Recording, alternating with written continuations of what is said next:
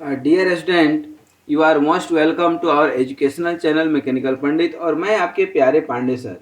आज engineering mathematics के अंदर कैलकुलस के अंदर डिफरेंशिएशन के अंदर जो हम टॉपिक पढ़ने वाले हैं एसिम्पटोट्स, बेसिकली इसका बैकग्राउंड बताएं तो हम लोगों ने कर्वेचर का काफ़ी सारा कॉन्सेप्ट पढ़ा है, कर्व का काफ़ी सारा कॉन्सेप्ट पढ़ा है, और हम लोग देखे हैं कि डिफ्रेंसिएशन सबसे ज़्यादा यदि कहीं एप्लीकेबल है तो कर्व में है, स्लोप निकालने में है, और मैक्सिमम मिनिमम वैल्यू निकालने में है, फिर उस कर्व के कंडीशंस को निकालने में है। लास्ट इक्वेशन में हम लोग देखे थे इंक्रीजिंग एंड डिक्रीजिंग फंक्शन, किस तरह से किसी पॉइंट पर इंक्रीजिंग निकालेंगे, किस तरह से डिक्रीज, कैसे पता चलेगा कि कर्व के किस पॉइंट पे हमारा इंक्रीजिंग है और किस पॉइंट पर डिक्रीजिंग है, ये सब हम निकाले थे। पॉइंट ऑफ इन्फ्लेक्शन ये सब पढ़ाए थे। फिर हमने मैक्सिमा एंड मिनिमा का कॉन्सेप्ट बताए थे कि मैक्सिमा मिनिमा क्या होता है। फिर इसके कुछ प्रोसेस बताए थे और कंडीशंस बताए थे। तो प्रोसेस फिर एक बार हम बता दें आपको, थोड़ा सा छोटा सा यह है कि किसी भी कर्व में कोई भी y equal to f of x दिया हुआ है, मान लीजिए सिंपल सा है, y equal to f of x दिया हुआ है। y equal to f of x को एफ डैश ऑफ एक्स निकालिए, फर्स्ट डेरिवेटिव निकालिए, फर्स्ट डेरिवेटिव आप निकाल लिए, और यदि वो पॉजिटिव आ रहा है, d Y by D x यदि पॉजिटिव आ रहा है तो इंक्रीजिंग है फंक्शन, और यदि निगेटिव आ रहा है तो डिक्रीजिंग फंक्शन है। सिंपल सा कॉन्सेप्ट है। और मैक्सिमम मिनिमम में देख लीजिए, किसी पर्टिकुलर पॉइंट पर यदि D Y by D X zero आ रहा है, इसका मतलब उस पॉइंट पर मैक्सिमा या मिनिमा होगा। ठीक है, तो जब मैक्सिमा मिनिमा होगा तब हम क्या करते हैं कि डबल डेरिवेटिव निकालते हैं, D square Y upon D X square. यहाँ पर देखिए कि यदि जीरो आ जाए, less than zero negative value आ जाए, तो उस पर्टिकुलर पॉइंट पर at X equal to A यदि लेस देन जीरो आ रहा है तो मैक्सिमम होगा, और यदि ग्रेटर देन जीरो आ रहा है तो मिनिमम होगा। और यदि इक्वल टू जीरो हो गया, इसका मतलब है कि ये जो सिंगल डेरिवेटिव है ये जीरो नहीं आ रहा होगा, या तो ये पॉजिटिव से निगेटिव जाएगा या निगेटिव से पॉजिटिव की ओर जा रहा होगा। जस्ट टेस्ट कर लेना है अपने को, ठीक है। जैसे 2 रखे, 2.1 रख लिए, फिर 1.9 रख लिए, आगे पीछे थोड़ा सा रख लेंगे, ठीक है। तब जो है हम देखते हैं कि यदि पॉजिटिव टू निगेटिव जा रहा है तो मैक्सिमा है, और निगेटिव टू पॉजिटिव जा रहा है तो मिनिमा है। ये कॉन्सेप्ट था। यदि फिर भी कोई डाउट रह गया तो जस्ट इसके पिछले वाला लेक्चर नंबर 65 में आप जा करके देख सकते हैं। फिर आप बोलेंगे कि सर आज ये एसिम्पटोट्स कहाँ आ गया। तो बेशक एसिम्पटोट्स जो है कहीं ना कहीं कर्व से ही रिलेटेड है, इसीलिए हम लोग इसको निकालेंगे, और छोटा सा एक आध न्यूमेरिकल भी इसके अंदर ही हम लोग कर लेंगे। कोई पूछता है कि एसिम्पटोट्स है क्या, तो मैं इसको लिखूंगा पहले, उसके बाद आपको बताऊंगा कि basically asymptotes of a curve is a straight line at a finite distance from the origin. कोई भी ओरिजिन आप देखे थे, यही ओरिजिन है, ठीक है, और ये x है और ये क्या है, y है, और इसके अंदर कोई भी यदि कर्व है, हमारा कोई भी कर्व है, ठीक है, तो अब आप लिख सकते हैं कि an asymptote is a of a curve it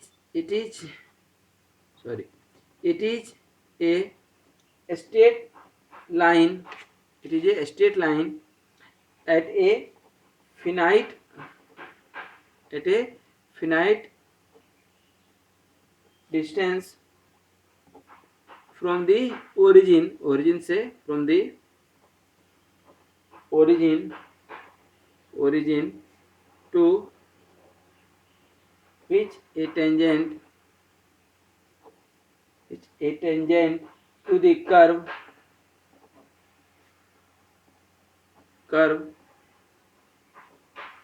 tends to या tends as कर सकते हैं, tends as the point of contact recedes infinity, ठीक है।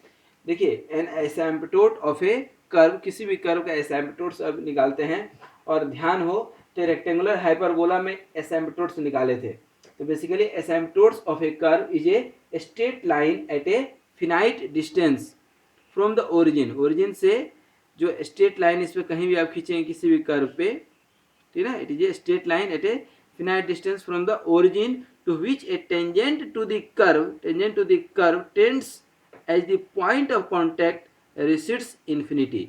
मतलब एक ये जो है कि और एक मान लीजिए यहीं पर और आप खींच दिए, ठीक है, यहाँ पर एक टेंजेंट जा रहा है। अब जात ऐसा लगता है कई बार कि दोनों एक दूसरे को मर्ज करेगा, दोनों एक दूसरे को काटेंगे, लेकिन ये काटता नहीं है। कहाँ पे जाके मिलता है? इन्फिनिटी पे। दैट मीन्स कि an asymptote is a straight line which cuts a curve in 2 points at an infinite distance from the origin and yet it is not itself wholly at infinity. Asymptote is a straight line. In other words, asymptotes, इसको और लिख लीजिए, asymptote is a straight line which cuts a curve in 2 points. एक एसिम्पटोट्स जो है क्या है? Straight line है जो किसी कर्व को काटता है। कहाँ पर? 2 पॉइंट पे at an infinite distance from the origin and it is not at infinite. Curve infinite पे नहीं है, लेकिन वो मिलेगा कहाँ पर? इन्फिनाइट पे मिलेगा। ठीक है। अब एसिम्पटोट्स पैरेलल टू एक्सिस हो तो, ठीक है ना। अब यहाँ पर एक दो जो है कॉन्सेप्ट पढ़ लीजिएगा। पहला कॉन्सेप्ट है आपका एसिम्पटोट्स पैरेलल टू एक्सिस। अब ये जो है आप पैरेलल टू एक्सिस कहने का मतलब कि एक्स एक्सिस के पैरेलल हो सकता है और वाई एक्सिस के पैरेलल हो सकता है। कैसे होगा? तो कोई इक्वेशन है कर्व का, ठीक है ना, जो कुछ इस तरह से है, मान लीजिए, ठीक है ना, A naught X to the power N plus A one Y plus B one X to the power N minus one plus, ठीक है ना, A two Y square plus B two Y plus C two क्या हो जाएगा? X to the power N minus two plus and so on equal to 0। ठीक है ना, ये इक्वेशन है। अब यहाँ पर मान लीजिए कि ए नट इक्वल टू ए 0 है, ठीक है ना, and y so chosen that a one Y plus B one equal to 0 हो जाए। Then the coefficient of to highest power, इसका हाईएस्ट पावर तो यही है ना, coefficient of two highest powers of x vanishes and therefore two of its roots are infinite, ठीक है ना। then two of its roots become infinite. Two of its roots becomes infinite. Hence a1, तो यहाँ पर a1y plus B one equal to 0 एक asymptotes हो जाएगा, ठीक है ना, which is parallel to axis. ये इट इज वन एसिम्पटोट्स विच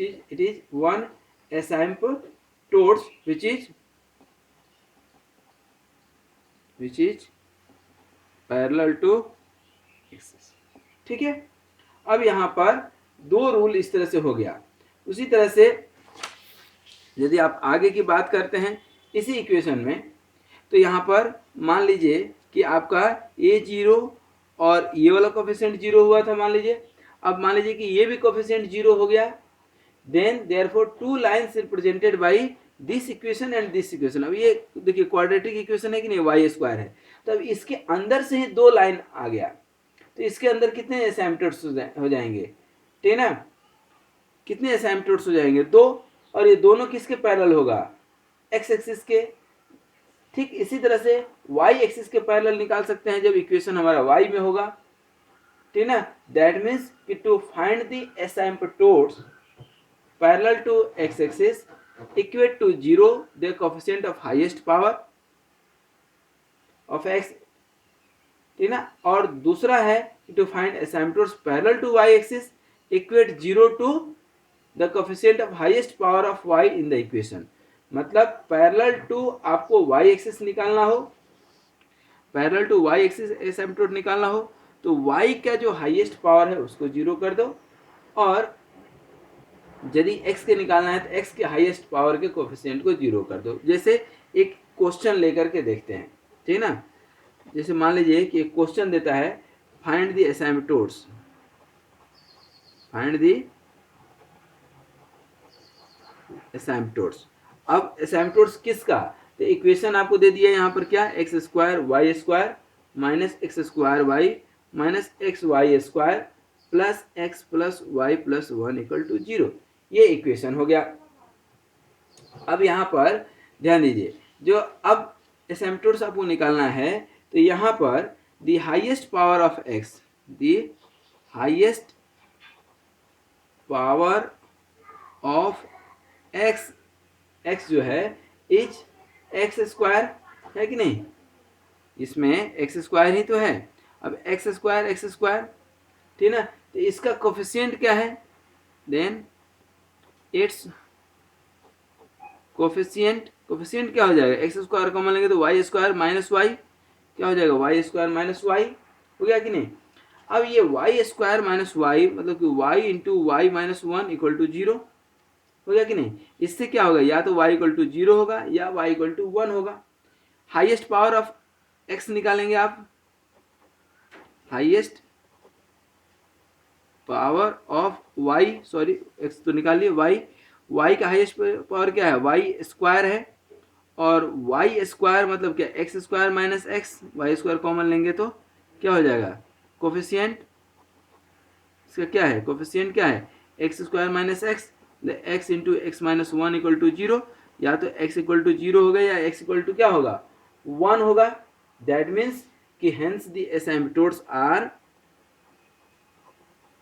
देखिए कितना आसान है, हेंस द एसिम्पटोट्स आर क्या हो जाएगा, x equal to 0, x equal to 1, y equal to 0 and y equal to 1। ये आपका एसिम्पटोट्स हो गया। मतलब 0 1 0 0 0 1 1 0 1 1, ठीक है। और इससे आप क्या निकाल लेते हैं, कर्व निकाल लेते हैं, ठीक है। ठीक उसी तरह से एक आता है, छोटा सा एक टॉपिक है और देख लीजिए, एसिम्पटोट्स जनरली यही आता है, इससे ज़्यादा नहीं आएगा कुछ, लेकिन कई बार जो है आता है आपका इंक्लाइंड एसिम्पटोट्स। क्या, इंक्लाइंड,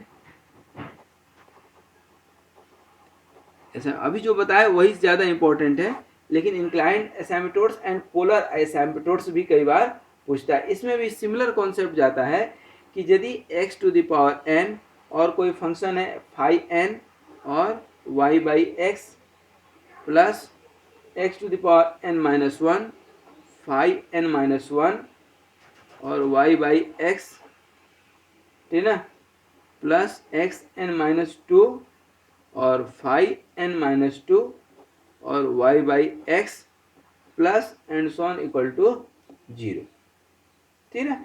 यहाँ भी आपको जो है कहाँ पर वह स्ट्रेट लाइन कट करता है, स्ट्रेट लाइन का इक्वेशन मालूम है आपको mx प्लस सी, तो यहाँ पर y का वैल्यू रख दीजिए, कोई भी ये इक्वेशन हो, ठीक है ना, इंक्लाइन कर्व का ये इक्वेशन है।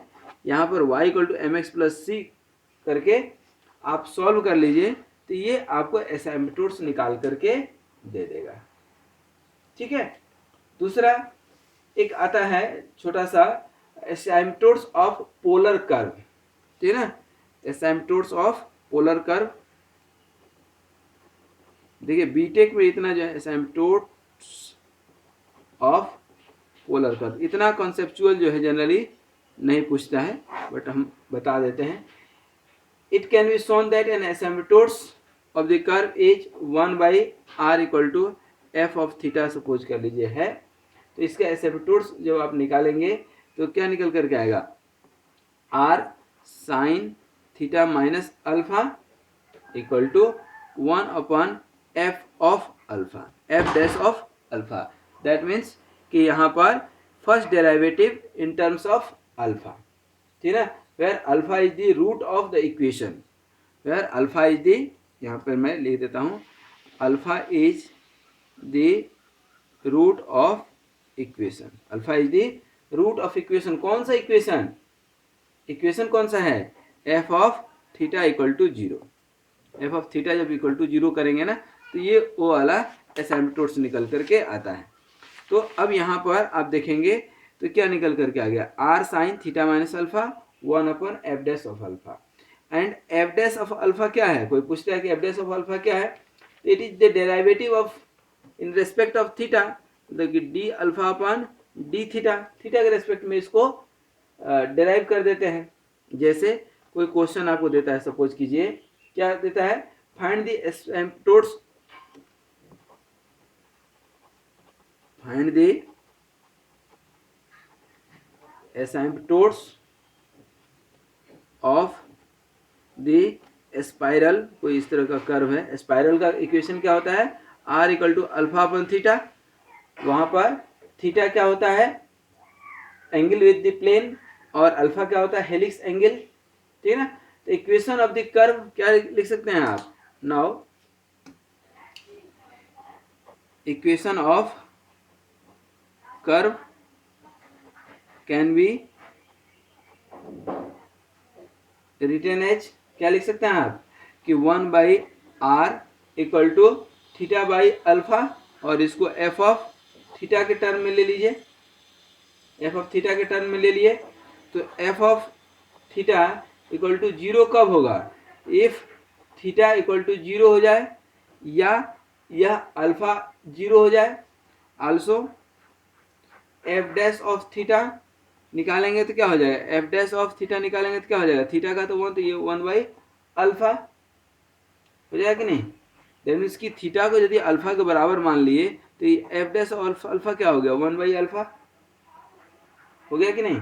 द एसिम्पटोट्स, सॉरी ये अल्फा नहीं, हाँ ये यहाँ पर ए है, कांस्टेंट है, तो यहाँ पर द एसिम्पटोट्स क्या हो जाएगा, देन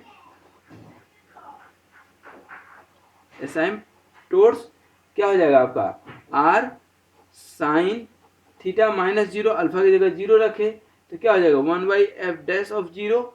दैट मीन्स कि r sine theta equal to alpha या ए जो भी आप मान लें, हो जाएगा नहीं, क्योंकि एफ इधर आ गया, ठीक है। तो आर साइन थीटा और 1 by f dash of zero, f dash of alpha 1 by a, ठीक है ना। और यहाँ पर आप एफ ऑफ ए निकालेंगे, ठीक है ना, सॉरी एफ ऑफ जीरो तो क्या हो जाएगा अल्फा, है ना। तो इस तरह से आप एसिम्पटोट्स का कॉन्सेप्ट यूज करके निकाल सकते हैं। तो ये छोटा सा टॉपिक था, लेकिन यहाँ का जो फर्स्ट टॉपिक था ना वो बहुत इम्पोर्टेंट है, ठीक है ना, जो कि हमने आपको बताया कि एसिम्पटोट्स है क्या, ठीक है ना। ये वाला जो है कार्टेशियन वाला बहुत इम्पोर्टेंट है, इसी से न्यूमेरिकल ज़्यादातर पूछे जाते हैं।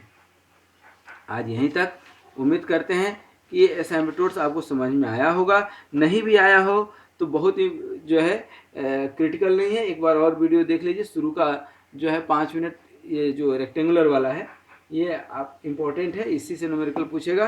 बाद बाकी इंक्लाइंड एसिम्पटोट्स एंड पोलर कर्व वाला रेयर केस में ही पूछता है।